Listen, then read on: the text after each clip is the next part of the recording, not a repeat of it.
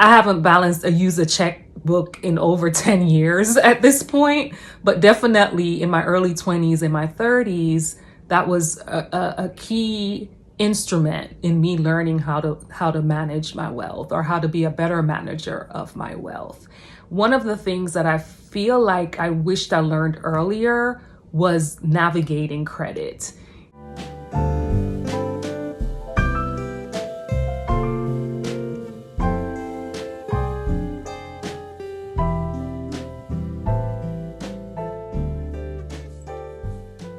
Hi guys, welcome back to another Transformation Tuesday.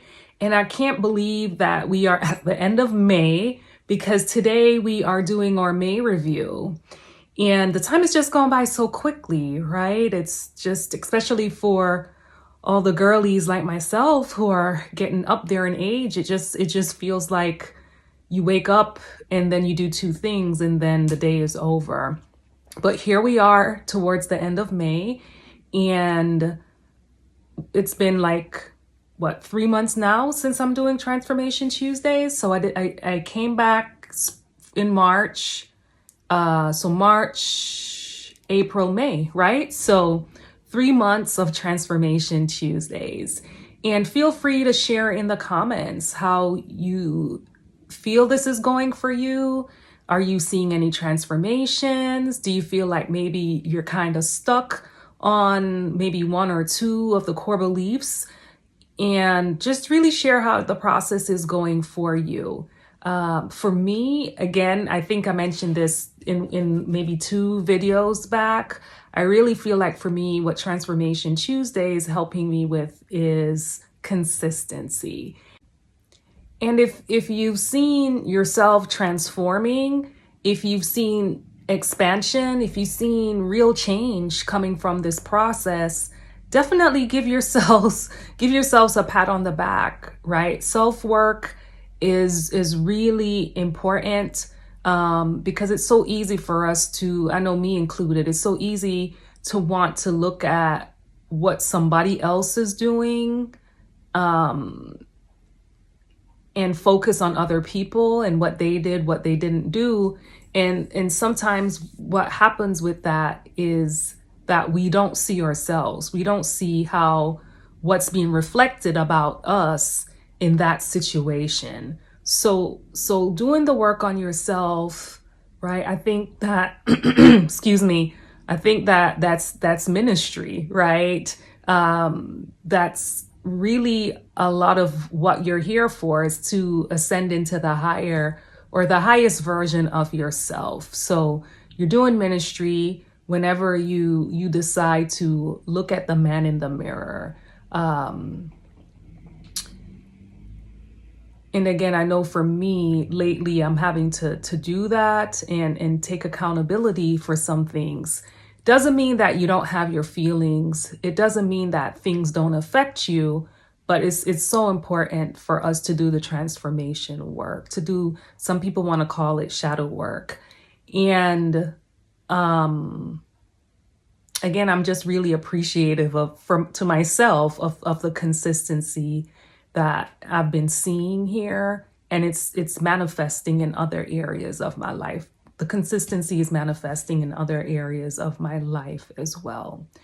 If you are still stuck, and if you're finding yourself stuck, I should say, and you're still hopeful and you're still hanging in there, then also that's progress, right? Because how many things have you started and then you gave up because it got hard, or you gave up because it got challenging? But if you know that you're feeling stuck, but you're still hanging in there, that means that you're still transforming. Sometimes things just take slower, right? Sometimes progress is not overnight, change is not overnight. But appreciate you guys for hanging in here with me. I appreciate all the new subscribers here, people who are liking the videos and commenting. Appreciate people who supported the Healthy Wealthy You workshops. And I'm looking forward to June, right? June is definitely going to bring that summer vibe. So this month of May, we did 2 success core beliefs, and actually 3 success core beliefs. Even though the relaxation exercise may not have seemed like work, right? But that relaxation exercise is intentional, because when we are working, when we are expanding our success, when we are trying to grow in our wealth, relaxation is also important. It's important to take breaks so that we can refresh ourselves, recharge ourselves, and have more energy for the course ahead. So the first week's core belief was, I am a good manager of my wealth. And some of us were not raised with financial literacy. And I really appreciate my aunt. After I graduated college, after undergrad, I didn't know how to balance a checkbook. I didn't even know what a checkbook was, to be honest. And my aunt pulled one out and she showed me what is a checkbook and how to balance a checkbook. And for me, this was just so important as I'm getting ready to young adult into the field of work. I was definitely in a transitional phase in my life where I was starting out to living alone and learning what it means to be responsible for paying bills. And back then, balancing the checkbook was really a big deal in my life. I haven't used a checkbook in over 10 years at this point, but definitely in my early 20s and my 30s, that was a key instrument in me learning how to manage my wealth, or how to be a better manager of my wealth. One of the things that I feel like I wished I learned earlier was navigating credit. And I think that, when we're growing up and maybe in our upbringing, we're not learning certain things about financial management, money management, success. We're not learning those things. Once you become an adult and you recognize that you don't know, right? You are responsible as an adult for learning, for knowing. And I definitely see where I look back and there's a lot of self-compassion and accountability, even for the things that I didn't know. But I feel like for me, learning how to manage credit at a younger age, right, would definitely help me in the process, when I look back, would have definitely helped me to ace being a better manager of my wealth as it pertains to credit at a younger age. So as you look back on this core belief, and this is why we're here, right? We're here to transform, we're here to learn, and look back to see and reflect on your life, right? Look to see if you're making progress. Are you being a good manager of your wealth right now? And if you're not, right, the awesome thing about life is that if you're breathing, there's always an opportunity to do something differently, or to do something that is gonna serve you. So I am a good manager of my wealth. The other week we did, today's a great day. I invite success into my day.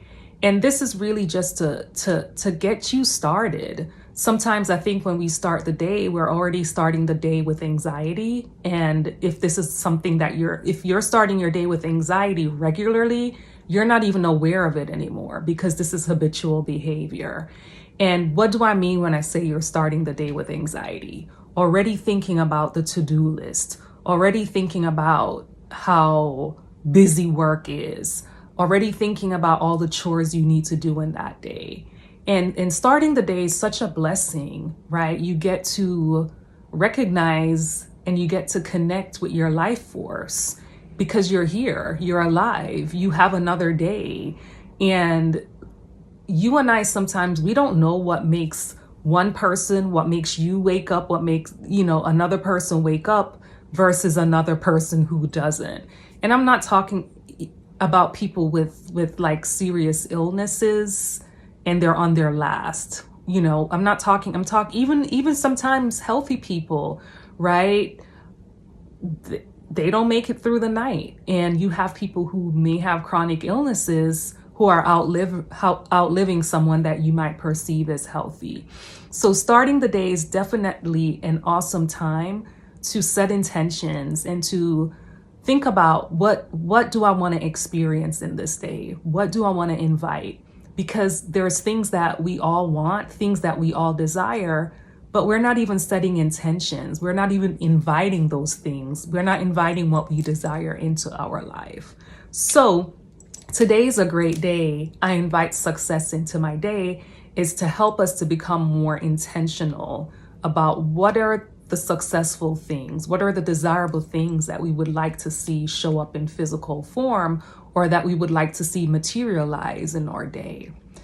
The other week, last week, we did that relaxation exercise, which for me, the intention with that was for those of us who are busy and have a lot on our plates, is to recognize that we need to stop, right? We need to take a break during our workday and regulate your nervous system.